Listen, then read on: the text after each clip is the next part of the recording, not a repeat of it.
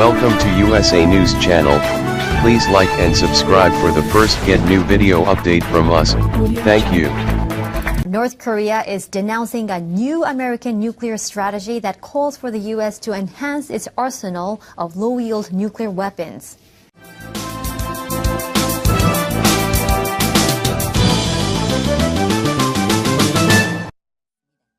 North Korea is only months away from obtaining the capability to hit U.S. territory with a nuclear weapon. This isn't the first time a U.S. official has warned of North Korea's nuclear capabilities. But the North responded this time by blaming Washington for escalating tensions, adding the U.S. is considering a preemptive strike against Pyongyang. All this happening in Geneva Tuesday at a UN-sponsored conference on disarmament. Robert Wood, a U.S. permanent representative to the Conference on Disarmament, who was especially vocal at the conference, called North Korea's peaceful actions before the Pyeongchang Winter Olympics nothing more than an act, stressing that the situation on the Korean Peninsula remains as volatile as ever. The situation on the Korean Peninsula has not changed. The regime continues work on its ballistic missile and nuclear programs. What I would call charm offensive, frankly, is fooling no one.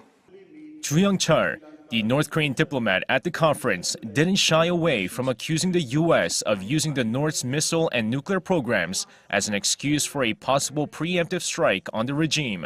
U.S. officials, including Defense Secretary and the CIA Director, repeatedly talked about DPRK nuclear and missile threat to justify their argument for military option, and the new concept of so-called bloody nose limited preemptive strike on the DPRK is under consideration within the U.S. administration. Elsewhere, with the U.S. recently issuing its 2018 nuclear posture review, China's foreign ministry stated that Washington is hanging on to its Cold War mentality and that policy deviates from peace and development. Referring to the fact that the U.S. has the world's biggest and most advanced nuclear arsenal, Beijing's foreign ministry spokesperson Geng Shuang added the U.S. move to increase its nuclear power would lead to a global strategic imbalance. During a congressional meeting on Tuesday, U.S. Defense Secretary James Mattis voiced his concerns over the North's nuclear program, stating that its nuclear program is a threat to global security. Mattis added that along with North Korea, Russia and China have been advancing their nuclear programs, while the U.S. has remained the same.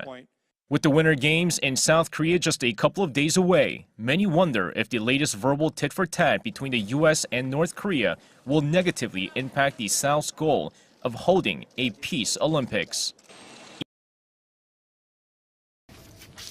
A spokesperson for the North Foreign Ministry's Institute of American Studies says the U.S. strategy is a declaration of war against the world.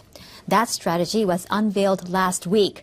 It calls on the U.S. to build up its deterrence capabilities to counter military buildups by Russia and other countries. The North spokesperson accused the U.S. of trying to rule the world and intimidate other countries with nuclear weapons. His statement adds that North Korea should bolster its own nuclear deterrence against the U.S. It comes at a time when North Korea has shown a more conciliatory stance towards South Korea by sending athletes to the Pyeongchang Olympic Games. At the same time, Pyongyang has continued to denounce the U.S. The North is expected to stage a military parade on Thursday, its military's foundation day. The Olympics open the following day on Friday. A North Korean delegation of 280 members led by Pyongyang's sports minister Kim Il-guk arrived in South Korea on Wednesday morning. The delegation is comprised of 4 officials from the North National Olympic Committee, 229 cheerleaders, 26 taekwondo demonstrators, and 21 journalists. North Korea's cheering squad, popularly known as Army of Beauties, will be attending and cheering at Olympic matches that have either South or North Korean athletes competing. Their routine includes singing, dancing, and sometimes using fans as props to bring out more cheers and excitement among spectators. The North cheerleaders first appeared at the 2002 Asian Games in Busan.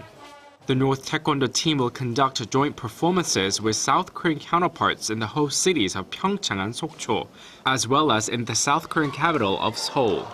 On Friday, Pyongyang will send a 22-member high-level delegation to South Korea led by the regime's ceremonial head of state, Kim Yong-nam, for a 3-day visit. Kim, who is the head of parliament in North Korea, will attend the Pyeongchang opening ceremony, which will also be attended by U.S. Vice President Mike Pence. Kim will be the highest-level North Korean official to visit the South in 4 years. While in the South, the high-level delegation will likely attend the United Korean women's ice hockey team's match on Saturday and even possibly meet with President Moon Jae-in. The North's participation in the Games is widely seen as a diplomatic maneuver by Pyongyang as it faces growing international pressure and sanctions over its ongoing nuclear and missile provocations. Ji Myung-gil, Arirang News. Gratitude for her visit to Korea. He mentioned Sarah Murray, the head coach for the Unified Korean Women's National Ice Hockey Team, who holds Canadian-U.S. dual citizenship, and said he's satisfied on how the two countries are actively holding sports exchanges. As a matter of fact, the head coach of the South Korean men's hockey team, Baek Ji-sun, and Brian Orser, the coach of South Korean figure skater Cha Jun-hwan, are also Canadians. Canada is expected to send about 230 athletes to the Pyeongchang Winter Olympics. President Moon said Korea has been doing its best to prepare for the Winter Olympics and that he hopes it will be a very successful Olympic Games like the 2010 Vancouver Olympics. Now, regarding inter-Korean relations, the South Korean leader said he hopes the Pyeongchang Olympics can help ease tensions on the Korean peninsula and asked for Canada's support. Take a listen. Thank you for your support of South Korea's position on the North Korean nuclear issue in Canada so far. I ask you to continue such support to ensure that the current momentum for dialogue will continue.